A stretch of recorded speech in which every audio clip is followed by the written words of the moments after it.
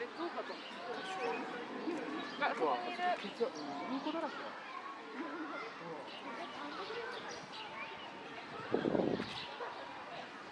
あ、いたいたいたんだ。かわいい。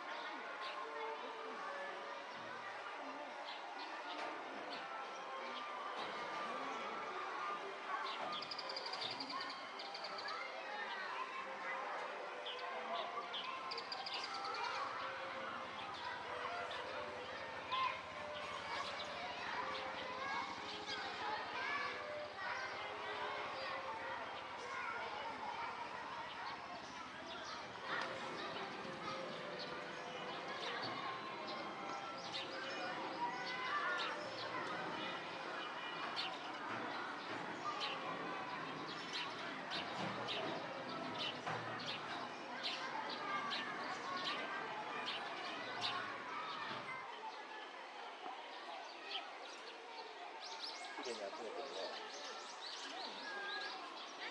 舐めてる。食べるのよ。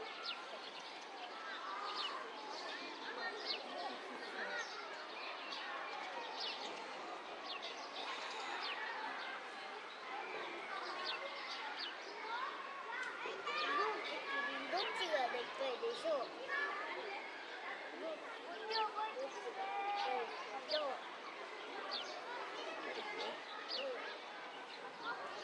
象の方が重いし。でかいでしょう。象じゃないわ。キリンでした。大きいと大切だよ。